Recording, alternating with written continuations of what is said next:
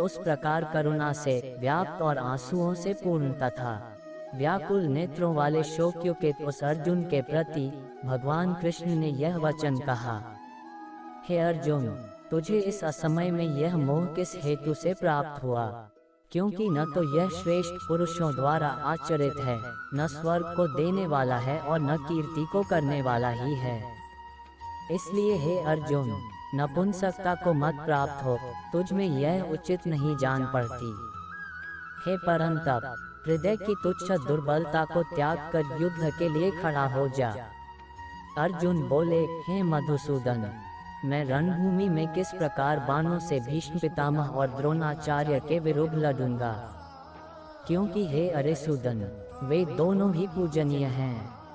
इसलिए इन महानुभाव गुरुजनों को न मारकर मैं इस लोक में भिक्षा का अन्न भी खाना कल्याणकारक समझता हूँ, क्योंकि गुरुजनों को मारकर भी इस लोक में रुधिर से सने हुए अर्थ और कामरूप भोगों को ही तो भोगूंगा। हम यह भी नहीं जानते कि हमारे लिए युद्ध करना और न करना इन दोनों में से कौन सा श्रेष्ठ है, अथवा यह भी नहीं जानते कि उन्हें हम जीतेंगे या हमको वे जीतेंगे। और जिनको मारकर हम जीना भी नहीं चाहते, वे ही हमारे आत्मीय धृतराष्ट्र के पुत्र हमारे मुकाबले में खड़े हैं।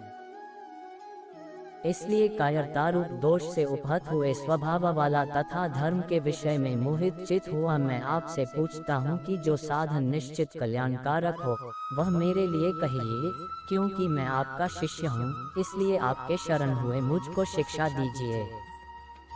क्योंकि भूमि में निष्कंटक धन धान्य संपन्न राज्य को और देवताओं के स्वामीपने को प्राप्त होकर भी मैं उस उपाय को नहीं देखता हूँ जो मेरी इंद्रियों के सुखाने वाले शोक को दूर कर सके। संजय बोले, हे राजन, निद्रा को जीतने वाले अर्जुन अंतर्यामी श्री कृष्ण महाराज के प्रति इस प्रकार कहकर फिर श्री गोविंद भगवान से युद्ध नहीं करूँगा यह स्पष्ट कहकर चुप हो गए। हे भरतवंशी धृतराष्ट्र, अंतर्यामी श्री कृष्ण महाराज दोनों सेनाओं के बीच में शोक करते हुए उस अर्जुन को हंसते हुए से यह वचन बोले। श्री भगवान बोले, हे अर्जुन, तू न शोक करने योग्य मनुष्यों के लिए शोक करता है और पंडितों के से वचनों को कहता है, परंतु जिनके प्राण चले गए हैं उनके लिए और जिनके प्राण नहीं चले गए हैं उनके लिए भी पंडित जन शोक नहीं करते। न तो ऐसा ही है कि मैं किसी काल में नहीं था, तू नहीं था, अथवा ये राजा लोग नहीं थे, और न ऐसा ही है कि इससे आगे हम सब नहीं रहेंगे। जैसे जीवात्मा इस देह में बालकपन, जवानी और वृद्धावस्था होती है, वैसे ही अन्य शरीर की प्राप्ति होती है, उस विषय में धीर पुरुष मोहित नहीं होता। हे कुंती पुत्र, सर्दी, गर्मी और सुख दैक को देने वाले इंद्रिय और विषयों के संयोग तो उत्पत्ति विनाशशील और अनित्य हैं, इसलिए हे भारत तू उनको सहन कर। क्योंकि हे पुरुष श्रेष्ठ, दैक सुख को समान समझने वाले जिस धीर पुरुष को ये इंद्रिय और विषयों के संयोग व्याकुल नहीं करते वह मोक्ष के योग्य होता है। असत वस्तु की सत्ता नहीं है और सत का अभाव नहीं है। इस प्रकार इन दोनों का ही तत्वज्ञानी पुरुषों द्वारा देखा गया है। नाशरहित तो तू उसको जान जिससे यह संपूर्ण जगत दृश्य वर्ग व्याप्त है। इस अविनाशी का विनाश करने में कोई भी समर्थ नहीं है। उस नाशरहित अप्रमेय नित्य स्वरूप जीवात्मा के ये सब शरीर नाशवान कहे गए हैं। इसलिए हे भरतवंशी अर्जुन, तू युद्ध कर। जो इस आत्मा को मारने वाला समझता है तथा जो इसको मरा मानता है, वे दोनों ही नहीं जानते, क्योंकि यह आत्मा वास्तव में न तो किसी को मारता है और न किसी के द्वारा मारा जाता है। यह आत्मा किसी काल में भी न तो जन्मता है और न मरता ही है तथा न यह उत्पन्न होकर फिर होने वाला ही है, क्योंकि यह अजन्मा, नित्य, सनातन और पुरातन है। शरीर के मारे जाने पर भी यह नहीं मारा जाता। हे प्रथापुत्र अर्जुन, जो पुरुष इस आत्मा को नाशरहित, नित्य, अजन्मा और अव्यय जानता है, वह पुरुष कैसे किसको मरवाता है और कैसे किसको मारता है। जैसे मनुष्य पुराने वस्त्रों को त्याग कर दूसरे नए वस्त्रों को ग्रहण करता है, वैसे ही जीवात्मा पुराने शरीरों को त्याग कर दूसरे नए शरीरों को प्राप्त होता है। इस आत्मा को शस्त्र नहीं काट सकते, इसको आग नहीं जला सकती, इसको जल नहीं गला सकता और वायु नहीं सुखा सकता, क्योंकि यह आत्मा अच्छेद है। यह आत्मा अदाहरा, अक्लेद और संदेह शोष्य है तथा यह आत्मा नित्य, सर्वव्यापी, अचल, स्थिर रहने वाला और सनातन है। यह आत्मा अव्यक्त है, यह आत्मा अचिंत्य है और यह आत्मा विकार रहित कहा जाता है। इससे हे अर्जुन, इस आत्मा को उपर्युक्त प्रकार से जानकर तू शोक करने योग्य नहीं है, अर्थात तुझे शोक करना उचित नहीं है। किंतु यदि तू इस आत्मा को सदा जन्मने वाला तथा सदा मारने वाला मानता है, तो भी हे महाबाहो, तू इस प्रकार शोक करने के योग्य नहीं है, क्योंकि इस मान्यता के अनुसार जन्मे हुए की मृत्यु निश्चित है और मरे का जन्म निश्चित है। इससे भी इस बिना उपाय वाले विषय में तू शोक करने के योग्य नहीं है। हे अर्जुन, संपूर्ण प्राणी जन्म से पहले अप्रकट थे और मरने के बाद भी अप्रकट हो जाने वाले हैं, केवल बीच में ही प्रकट है। फिर ऐसी स्थिति में क्या शोक करना है? कोई एक महापुरुष ही इस आत्मा को आश्चर्य की भांति देखता है, वैसा ही दूसरा कोई महापुरुष ही इसके तत्व का आश्चर्य की भांति वर्णन करता है, तथा दूसरा कोई अधिकारी पुरुष ही इसे आश्चर्य की भांति सुनता है, और कोई तो सुनकर भी इसको नहीं जानता। हे अर्जुन, यह आत्मा सबके शरीरों में सदा ही अवध्य है।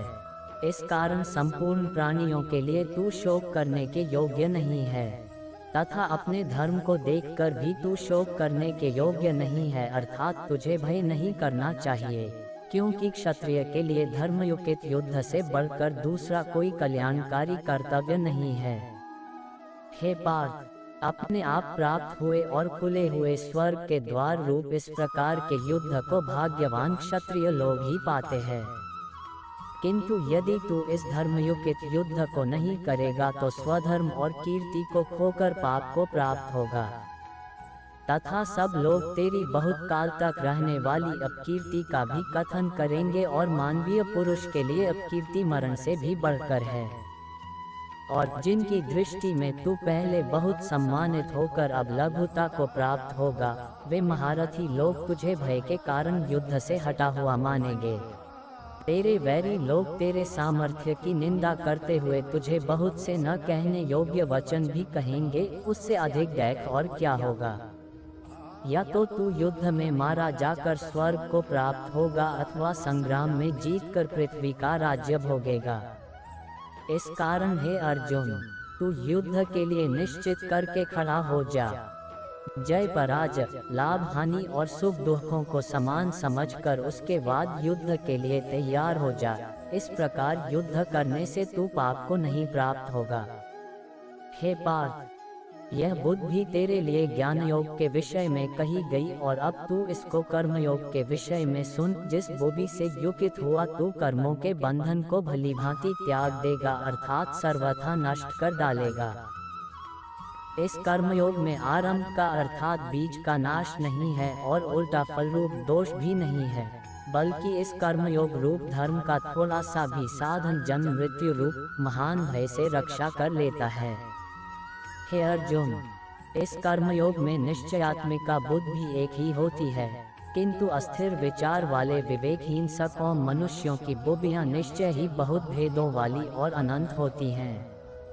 हे अर्जुन, जो भोगों में तन्मय हो रहे हैं, जो कर्मफल के प्रशंसक वेदवाक्यों में ही प्रीति रखते हैं, जिनकी बुद्धि में स्वर्ग ही परम प्राप्य वस्तु है और जो स्वर्ग से बढ़कर दूसरी कोई वस्तु ही नहीं है, ऐसा कहने वाले हैं, वे अविवेक जन इस प्रकार की जिस पुष्पित अर्थात दिखाओ शोभायुक्त वाणी को कहा करते हैं, जो कि जन्मरूप कर्मफल देने वाली एवं भोग तथा ऐश्वर्य की प्राप्ति के लिए नाना प्रकार की बहुत सी क्रियाओं का वर्णन करने वाली है, उस वाणी द्वारा जिनका चित्त हर लिया गया है, जो भोग और ऐश्वर्य में अत्यंत आसक्त हैं, उन पुरुषों की परमात्मा में निश्चयात्मिका बुद्धि नहीं होती।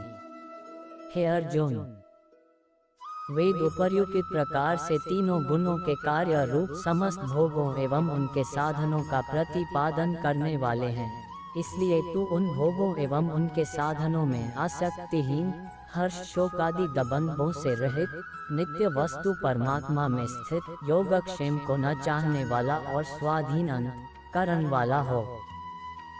सब ओर से परिपूर्ण जलाशय के प्राप्त हो जाने पर छोटे जलाशय में मनुष्य का जितना प्रयोजन रहता है, ब्रह्म को तत्व से जानने वाले ब्राह्मण का समस्त वेदों में उतना ही प्रयोजन रह जाता है।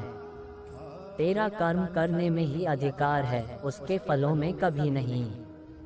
इसलिए तू कर्मों के फल का हेतु मत हो तथा तेरी कर्म न करने में भी आसक्ति न हो। हे धनंजय, तू आसक्ति को त्याग कर तथा सिद्धि और असिद्धि में समान बुद्धि वाला होकर योग में स्थित हुआ कर्तव्य कर्मों को कर, समत्व ही योग कहलाता है। संबुद्धि युक्त पुरुष पुण्य और पाप दोनों को इसी लोक में त्याग देता है, अर्थात उनसे मुक्त हो जाता है। इससे तू समत्व रूप योग में लग जा। यह समत्व रूप योग ही कर्मों में कुशलता है, अर्थात कर्म बंधन से छूटने का उपाय है। क्योंकि संबुद्धि से युक्त ज्ञानी जन कर्मों से उत्पन्न होने वाले फल को त्याग कर जन रूप बंधन से मुक्त हो निर्विकार परम पद को प्राप्त हो जाते हैं। जिस काल में तेरी बुद्धि मोह रूप दलदल को भली भांति पार कर जाएगी, उस समय तू सुने हुए और सुनने में आने वाले इस लोक और परलोक संबंधी सभी भोगों से वैराग्य को प्राप्त हो जाएगा। अर्जुन बोले, हे केशव, समाधि में स्थित परमात्मा को प्राप्त हुए स्थिर बुद्धि पुरुष का क्या लक्षण है? वह स्थिर बुद्धि पुरुष कैसे बोलता है, कैसे बैठता है और कैसे चलता है? श्री भगवान बोले, हे अर्जुन, जिस काल में यह पुरुष मन में स्थित संपूर्ण कामनाओं को भली भांति त्याग देता है और आत्मा से आत्मा में ही संतुष्ट रहता है, उस काल में वह स्थित प्रज्ञ कहा जाता है। दुखों की प्राप्ति होने पर जिसके मन में उद्वेग नहीं होता, सुखों की प्राप्ति में जो सर्वथा निस्पृह है तथा जिसके राग, भय और क्रोध नष्ट हो गए हैं, ऐसा मुनि स्थिर बुद्धि कहा जाता है। जो पुरुष सर्वत्र स्नेह रहित हुआ उस शुभ या अशुभ वस्तु को प्राप्त होकर न प्रसन्न होता है और न द्वेष करता है, उसकी बुद्धि स्थिर है। और कछुआ सब ओर से अपने अंगों को जैसे समेट लेता है, वैसे ही जब यह पुरुष इंद्रियों के विषयों से इंद्रियों को सब प्रकार से हटा लेता है, तब उसकी बुद्धि स्थिर है। इंद्रियों के द्वारा विषयों को ग्रहण न करने वाले पुरुष के भी केवल विषय तो निवृत्त हो जाते हैं, परंतु उनमें रहने वाली आसक्ति निवृत्त नहीं होती। इस स्थिर प्रज्ञ पुरुष की तो आसक्ति भी परमात्मा का साक्षात्कार करके निवृत्त हो जाती है। हे अर्जुन, आसक्ति का नाश न होने के कारण ये प्रमथन स्वभाव वाली इंद्रियां यत्न करते हुए बुद्धिमान पुरुष के मन को भी बलात्कार से हर लेती हैं।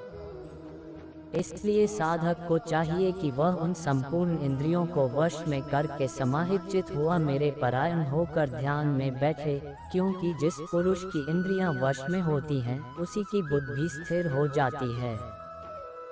विषयों का चिंतन करने वाले पुरुष की उन विषयों में आसक्ति हो जाती है। आसक्ति से उन विषयों की कामना उत्पन्न होती है और कामना में विघ्न पड़ने से क्रोध उत्पन्न होता है। क्रोध से अत्यंत मूढ़ भाव उत्पन्न हो जाता है। मूढ़ भाव से स्मृति में भ्रम हो जाता है। स्मृति में भ्रम हो जाने से बुद्धि अर्थात ज्ञान शक्ति का नाश हो जाता है और बुद्धि का नाश हो जाने से यह पुरुष अपनी स्थिर से गिर जाता है। परंतु अपने अधीन किए हुए अंतःकरण वाला साधक अपने वश में की हुई राग द्वेष से रहित इंद्रियों द्वारा विषयों में विचरण करता हुआ अंतःकरण की प्रसन्नता को प्राप्त होता है। अंतःकरण की प्रसन्नता होने पर इसके संपूर्ण दुखों का अभाव हो जाता है और उस प्रसन्नचित वाले कर्मयोगी की बुद्धि शीघ्र ही सब ओर से हटकर एक परमात्मा में ही भली भांति स्थिर हो जाती है। न जीते हुए मन और इंद्रियों वाले पुरुष में निश्चयात्मिका बुद्धि नहीं होती और उस युक्त मनुष्य के अंतःकरण में भावना भी नहीं होती तथा भावनाहीन मनुष्यों को शांति नहीं मिलती और शांति रहित मनुष्य को सुख कैसे मिल सकता है। क्योंकि जैसे जल में चलने वाली नाव को वायु हर लेती है, वैसे ही विषयों में विचरती हुई इंद्रियों में से मन जिस इंद्रिय के साथ रहता है, वह एक ही इंद्रिय इस यौकिक पुरुष की बुद्धि को हर लेती है।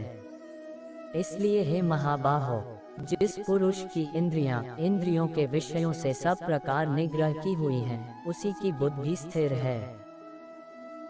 संपूर्ण प्राणियों के लिए जो रात्रि के समान है, उस नित्य ज्ञान स्वरूप परमानंद की प्राप्ति में स्थित प्रज्ञ योगी जागता है, और जिस नाशवान सांसारिक सुख की प्राप्ति में सब प्राणी जागते हैं, परमात्मा के तत्व को जानने वाले मुनि के लिए वह रात्रि के समान है।